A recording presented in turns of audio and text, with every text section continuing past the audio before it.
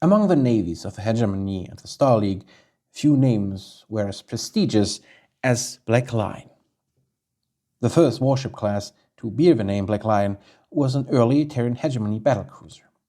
It was constructed to fulfill Director General James McKenna's requirement for a more mobile and affordable vessel to supplement the Hegemony's battleship fleet. While the Dart light cruiser had already fulfilled part of this role, the Black Lion was a heavier design and ultimately defined the essential characteristics of all Hegemony battlecruisers. Although legend suggested that McKenna personally designed the Black Lion, the actual work was carried out by Terran Hegemony design teams.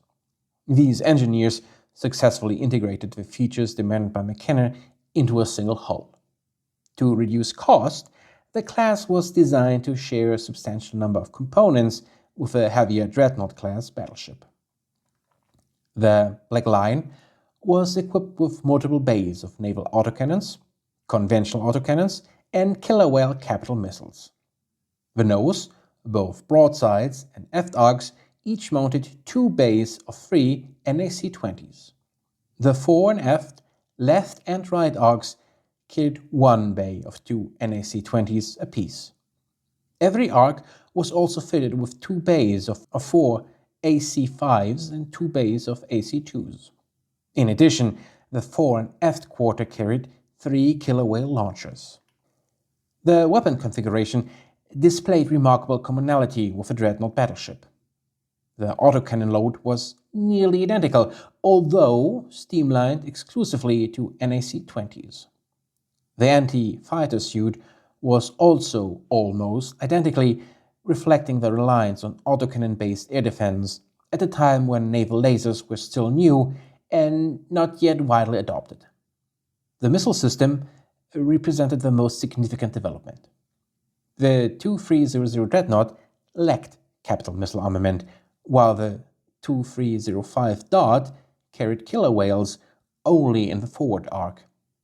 By contrast, the 2315 Black Lion mounted heavy triple batteries of missiles in its quarters.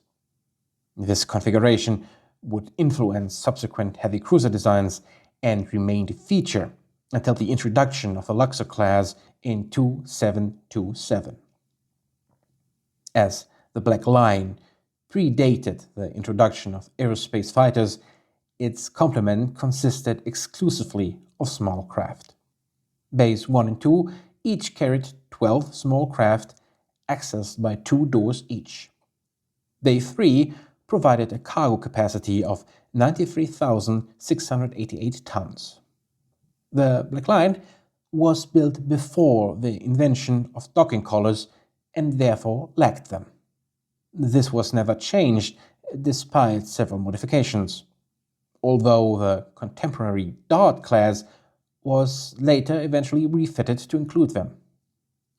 This continued absence of collars indicated that the Black Lion was not truly intended to operate independently. In terms of protection, the Black Lion was more durable than the earlier Dreadnought. It carried only 67 tons less armor, but had a significantly strong internal structure, likely a reflection of the Dreadnought's experimental nature. Subsequent cruisers displayed structural integrity on par with the Black Lion. Its armor layout was also notable. While most pre-reunification war designs concentrated armor protection in the forward arc, the Black Lion emphasized its broadsides. This distribution became a defining characteristic of Star League WarShip design and could be traced directly through the Aegis-class heavy cruiser back to this Black Lion. The Black Lion was a notable success in its time. Director General McKenna personally adopted the leadship of the class as his flagship. Centuries later, Boeing Interstellar revisited the design, incorporating many of its features into the later Black Lion II class battlecruiser that entered service in 2691. In service with the Terran Hegemony, the Black Lion functioned efficiently as a command vessel for cruiser squadrons and as a scout wing leader for battleships. However, the class was soon rendered obsolete by technological advances such as docking collars. Successor designs, including the Quixote-class frigate, were intended to replace the Black Line, although it remained in service for decades. Ultimately, the decision to refit the Aegis-class heavy cruiser, which was more advanced and more numerous, marked the end of the Black Line's role in the Hegemony fleet. Compared to the modernized Aegis, the Black Line had aged poorly.